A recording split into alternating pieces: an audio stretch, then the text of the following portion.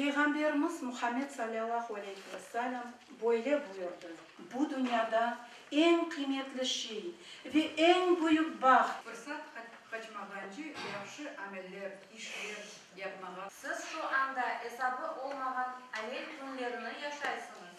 Ahiret nimetlerini ise yalnız sevgenlerine verecek. Kur'an yalnız inanç ve ibadet meselelerini içine şahıs ve cemiyetler huzur ve amanlık bulgan.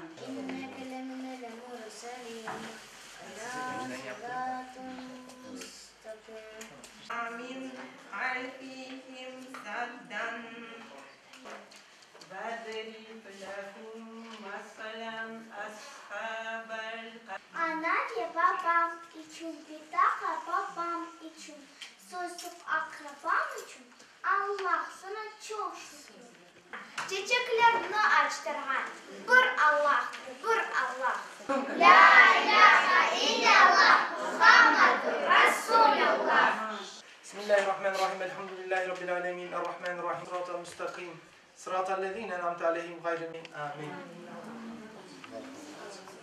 Yapmanız, mal mülk gitsin. Hepsi gitsin. Her şeyin anası anadır. Okutan, öğreten, terbiye yapan, dünyaya getiren, her şeyi yapan anadır. Gereği gibi bizim milletimizin elinde, dilimizin, her şeyimizin bu analara bağlıdır. Babalara bağlı olan şey çok azdır. Babanın bir gözü kördür. Evindeki balasını, kadınını, evdeki problemleri bir gözü görür.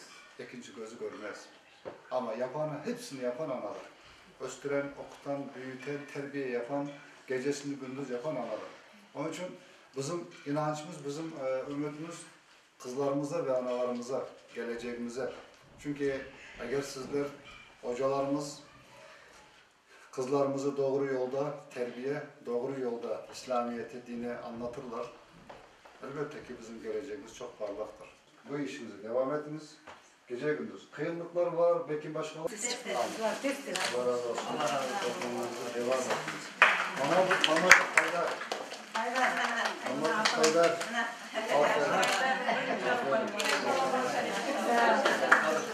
Hocalarımızdan. Değil mi? Mevlüt Hoca bir başına olsa ne iş yapar? Hiçbir şey. Hocalar olmasa biz hiçbir şey yapamayız. Biz birbirimize destek olduk, beraber olduk.